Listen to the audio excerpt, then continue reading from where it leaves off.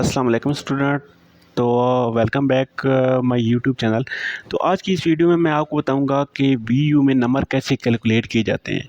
जैसे हमारी पर सेमेस्टर एक्टिविटीज़ होती हैं, असाइनमेंट होती हैं, क्विज़, जीडीपीज़, उसके बाद मिड टर्म होता है, फाइनल टर्म होता है। तो इन सब के नंबर कैलकुलेट करके वीयू एंड पे हमें कैसे नंबर कैलकुलेट करके देती है। तो इस वीडियो में मैं आपको सारी तफसील के साथ बताऊंगा, सारा फार्मूला मैं आपके साथ डिस्कस करूंगा। उसकी मदद से एक एग्जांपल में आप नंबर कैलकुलेट करके बताऊंगा। और आपने अगर कैलकुलेटर पे नंबर काउंट करने हैं तो मैं आपको वो प्रोसेस बताऊंगा कि आप कैलकुलेटर पे कैसे नंबर काउंट कर सकते हैं। तो अक्सर स्टूडेंट जब कैलकुलेटर में नंबर काउंट कर रहे होते हैं तो उनको एरर आ रहा होता है, उनके नंबर बहुत ज़्यादा बन रहे होते हैं। तो सारा मैं आपको प्रोसेस बताऊंगा साथ साथ, तो आपने साथ साथ वीडियो को देखना है। तो सबसे पहले आपको नंबर कैलकुलेट करने के लिए आपके पास ये वाली जो डायग्राम है ना, ये आपके पास जो है सब्जेक्ट की अलग-अलग दी हुई होती है कि आपके पास असाइनमेंट में कितने परसेंट है, उसके बाद ये जो क्विज़ हैं ये कितने परसेंट हैं, मिड टर्म कितने परसेंट है और फाइनल टर्म कितने परसेंट है। ये हर सेमेस्टर की अलग-अलग होती है। ये हर सब्जेक्ट के साथ दी हुई होती है, हर सब्जेक्ट की अलग-अलग होती है और उस सब्जेक्ट के साथ दी हुई होती है।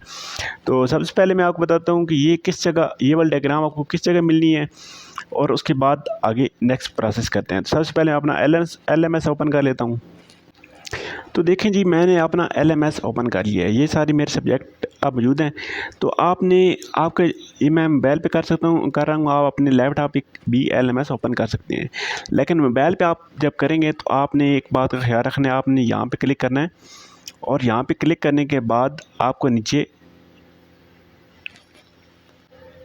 तो आप यहाँ पे देखें, यहाँ पे आपने डेस्कटॉप साइड पे क्लिक कर लेना है। तो आपका तब LMS इस तरीके से ओपन होगा।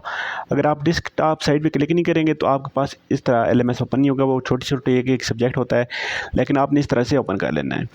तो आपने किसी भी सब्जेक्ट के ऊपर क्लिक करना है। जैसे मैं यहाँ पे 104 के ऊपर क्लिक कर रहा हूँ। तो जैसे ही आप क्लिक करेंगे तो यहाँ पे देखिए सबसे नीचे यहाँ पे है असेसमेंट स्कीम। तो आपने असेसमेंट स्कीम के ऊपर क्लिक करना है। जैसे आप असेसमेंट स्कीम के ऊपर क्लिक करेंगे तो आप देखें आपके पास ये वाली डायग्राम ओपन हो जाएगी।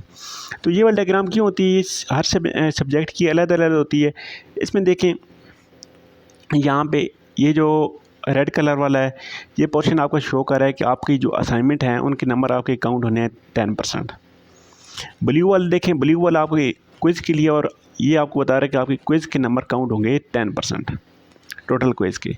देन ये वाला पोर्शन आप देखें मिड के लिए है, तो मिड के आपके नंबर 20% काउंट होंगे और फाइनल टारगेट में नंबर आपके 60% काउंट होंगे। तो इस डायग्राम से आपने समझ लेना है कि आपकी assignment, quiz, mid term, final term, अगर आपकी सब्जेक्ट की जीडीपीज़ हैं तो जीडीपीज़ के लिए यहाँ पे एक खाना बना होगा। तो आपको यहाँ से पता चल जाएगा कि आपके किस चीज़ के नंबर कितनी परसेंटेज काउंट होंगे। तो चलिए नेक्स्ट आगे फार्मूले पे जाते हैं और देखते हैं कि हमने नंबर कैसे काउंट करने हैं आपने। अच्छा, ये वाला फार्मूला होता है जिसकी मदद से हम नंबर कैलकुलेट कर सकते हैं। वर्चुअल यूनिवर्सिटी भी इसी फार्मूले की मदद से आपके नंबर कैलकुलेट करती है और आप भी इस फार्मूले को यूज़ करके अपने नंबर कैलकुलेट कर सकते हैं। यहाँ पे फार्मूला क्या है, आप देखें यहाँ पे असाइनमेंट है। असाइनमेंट में क्या चीज़ है? Obtained mark divided by total mark multiply by percentage, ठीक है, प्लस दरमियान में प्लस आ गया है। आगे क्विज़ के obtained mark divided by total mark multiply by percentage, यानी कि जितने परसेंटेज क्विज़ के ऐड होने हैं। जैसे पिछली बार डायग्राम में देखा था कि क्विज़ के 10% ऐड हो रहे थे और असाइनमेंट के लिए 10% ऐड हो रहे थे, तो यहाँ पे हमारा 10-10 आ जाएगा। इस तरह जीडीपीज़ के लिए भी सेम वही obtained mark divided by total marks multiply by percentage plus, ये हर चीज़ के दरमियान प्लस आता जाएगा, ठीक है। इसके बाद मिड के आ जाएंगे, मिड के obtained mark divided by total mark multiply by percentage plus final के obtained mark divided by total mark multiply by percentage. और जब इन सारों को आप प्लस करेंगे तो आपके पास टोटल मार्क्स आ जाएंगे। तो अब मैंने एक एग्जांपल सॉल्व की हुई है, तो उसकी मदद से मैं आपको समझाता हूँ कि ये कैसे काउंट होंगे। तो यहाँ पे देखें हमारे पास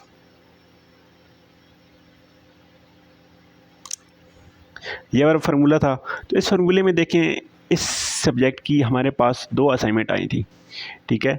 तो 2 असाइनमेंट में, एक असाइनमेंट में मेरे नंबर थे 18 और दूसरी में भी 18 नंबर थे। 18 + 18 हमारे पास आ गया, डिवाइडेड बाय टोटल नंबर कितने थे असाइनमेंट के, पहले असाइनमेंट के 20 थे, दूसरे असाइनमेंट के 20 थे, 20 + 20 मल्टीप्लाई बाय, हमने देखा था कि असाइनमेंट के लिए हमारे पास 10 नंबर वहाँ पे शो हो रहे थे, तो मल्टीप्लाई बाय यहाँ पे 10 आ जाएगा। तो 18 + 18 36 हो गया, और 20 + 20 40 हो गया, मल्टीप्लाई बाय 10। तो जब इसको हम करेंगे तो ये हमारे पास 9 आ जाएगा। इसको जब आप कैलकुलेटर की मदद से सॉल्व कर सकते हैं तो यहाँ पे आपके पास 9 आ जाएगा। इसके बाद इसी सब्जेक्ट के हमारे पास 3 क्विज़ आए थे। पहले क्विज़ में थे 8 मार्क्स, सेकंड में थे 6 मार्क्स, थर्ड में 10 मार्क्स थे, और इन क्विज़ के टोटल मार्क्स थे 10 10 10। पहले में 10 में से 8 आए थे, सेकंड में से 10 में से 6 आए थे, और थर्ड में से 10 में से 10 आए थे।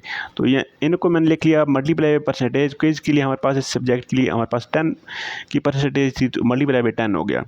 8 + 6 + 10 हमारे पास 24 बन गया, और नीचे इसके 10 + 10 + 10 30 बन गया, मल्टीप्लाई बाय 10। तो ये हमारे पास आ गया 24/13 मल्टीप्लाई बाय 10। तो जब आप इसको कैलकुलेटर की मदद से सॉल्व करेंगे तो ये हमारे पास 8 आ जाएगा। उसके बाद जी डी बीज के लिए हमारे पास सेम ये फार्मूला काउंट होगा, लेकिन इस सब्जेक्ट की कोई जी डी बीज नहीं थी, तो इसलिए मैंने इसकी जगह 0 लिख लिया, तो 0 की जगह 0 ही आ जाएगा। इसके बाद मिड के नंबर, तो इस दफ़ा मिड हमारा 38 मार्क्स हुआ था। 38 मार्क्स, इसमें से अगर 30 मार्क्स आए थे मेरे, मैं सपोज़ कर सकता हूँ कोई भी नंबर आ सकते हैं, तो अगर मेरे 30 मार्क्स आए थे डिवाइडेड बाय 38, क्योंकि टोटल नंबर 38 थे, तो और मिड की परसेंटेज कितनी थी उस ग्राफ की मदद से हम देख सकते हैं कि 20% थी।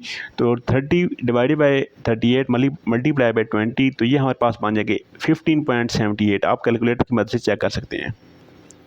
प्लस फाइनल में आप सपोज कर लें आपके पास 54 मार्क्स आएंगे, और 60 मार्क्स का आपका था पेपर, और फाइनल की परसेंटेज उस ग्राफ की मदद से हम देखी थी कि 60% है।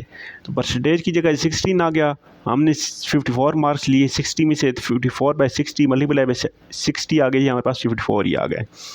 तो 9 + 8 प्लस GDBs के लिए 0 प्लस मिड के हमारे पास नंबर आ गए 15.78, और फाइनल के 54 आ गए। तो ये हमने इस सब्जेक्ट के लिए हमने 86.78 मार्क्स ले लिए हैं, ठीक है। तो इतने मार्क्स हमने 100 में से इस सब्जेक्ट के ले लिए हैं। तो अब मैं आपको कैलकुलेटर की मदद से बताता हूँ। अगर आप कैलकुलेटर के ऊपर ये नंबर काउंट करना चाहते हैं, ये सारा प्रोसेस नहीं करना चाहते, तो मैं आपको कैलकुलेटर के ऊपर भी करके बताऊँगा, लेकिन मैं आपको रिकमेंड करूँगा कि आप इस तरह से काउंट करें, तो आपकी आसानी रहेगी, क्योंकि कैलकुलेटर के ऊपर काफ़ी गलतियाँ हो जाती हैं। तो यहाँ पे देखिए मैंने कैलकुलेटर ओपन कर लिया है, और कैलकुलेटर की मदद से मैं आपको बताऊंगा कि आपने कैसे नंबर काउंट करने हैं। तो सबसे पहले आपने ये वाली ब्रैकेट शुरू करनी है, और ब्रैकेट के अंदर आपने असाइनमेंट के नंबर लिखने हैं जितने आपने असाइनमेंट के नंबर लिए थे। तो दोनों असाइनमेंट मिला के मेरे 36 नंबर बन रहे थे, और असाइनमेंट के टोटल मार्क्स थे 40, 36 डिवाइडेड बाई 40, और असाइनमेंट की परसेंटेज थी आपके पास 10। तो ये चीज़ हो गई। तो यहाँ पे आपने ये वाली ब्रैकेट बंद कर देनी है, आगे प्लस का साइन डालना है, और नेक्स्ट ब्रैकेट शुरू कर लेनी है। तो तीनों क्विज़ में मेरे मिला के 24 मार्क्स बन रहे थे, 24, और तीनों क्विज़ के टोटल मार्क्स थे हमारे पास 30। 24 तक डिवाइडेड बाय 30 और मल्टीप्लाई 10 होगा, क्योंकि इसकी 10 परसेंटेज थी। तो ये वाली ब्रैकेट भी यहाँ पे ख़त्म कर लेनी है। देन प्लस के बाद आप नेक्स्ट ब्रैकेट शुरू करेंगे, तो आपके पास यहाँ पे 0 बनेगा, क्योंकि असाइनमेंट में GDB इसकी नहीं थी, और GDB के नंबर 0 थे, तो यहाँ पे मैंने 0 ऐड कर लिया है GDB के लिए। मिड के यहाँ मेरे नंबर थे, मिड के लिए यहाँ पे नेक्स्ट ब्रैकेट शुरू करेंगे। 30 नंबर थे, कुल नंबर थे मेरे मिड के पेपर के 38, और मल्टीप्लाई होगा 20 से, क्योंकि मिड की परसेंटेज 20 थी, और ये ब्रैकेट भी एंड हो जाएगी। आप जो भी स्टेप करना है ब्रैकेट के अंदर करना है, अगर ब्रैकेट के अंदर नहीं करेंगे तो आपके पास मिस्टेक हो जाएगी। प्लस फाइनल टर्म के लिए ये वाले ब्रैकेट डालेंगे। फाइनल टर्म के मेरे पास नंबर थे 54, और टोटल नंबर थे फाइनल टर्म के 60, और फाइनल टर्म की परसेंटेज भी 60 थी। तो ये वाले ब्रैकेट जैसे यहाँ पे क्लोज करेंगे तो हमारे पास फार्मूला कंप्लीट हो गया है। तो अब देखें यहाँ पे हमारे पास नंबर आ गए हैं 86.78, जो हमने वहाँ पे निकाले थे सेम नंबर यहाँ पे हम बस कैलकुलेटर की मदद से आ गए हैं।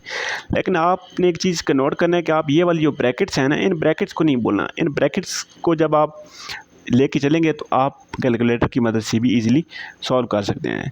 तो यहाँ पे मेरे मार्क्स बन गए हैं इस सब्जेक्ट के लिए 86, और अब मैं दिखाता हूँ कि इसके लिए आपके पास कौन सा ग्रेड बनेगा। तो इसके लिए फिर LMS पे जाते हैं और वहाँ पे जाकर देखते हैं कि 86 मार्क्स के लिए आपके पास कौन सा ग्रेड बन रहा है।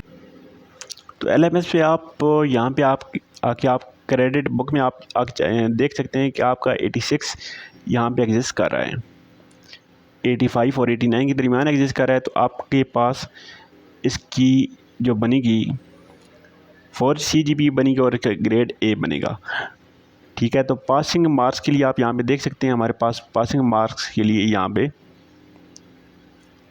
50 नंबर आपके सब्जेक्ट में होने चाहिए थे और आपके 86 नंबर हैं, तो 15 से अबव वाला यहाँ पे पास होता है। और इस सारी ग्रेडिंग स्कीम के लिए मैं एक और वीडियो बनाऊंगा, उसका लिंक इसी वीडियो के डिस्क्रिप्शन में दे दूंगा, तो आप वहाँ से देख सकते हैं कि कितने नंबर वाला पास होता है और आपकी ये वाला ग्रेड कैसे बनते हैं। आई होप आपको ये वाली चीज़ समझ आई होगी कि आप नंबर कैसे कैलकुलेट कर सकते हैं। अगर समझ आई है तो काइंडली चैनल को लाजमी सब्सक्राइब कर लें।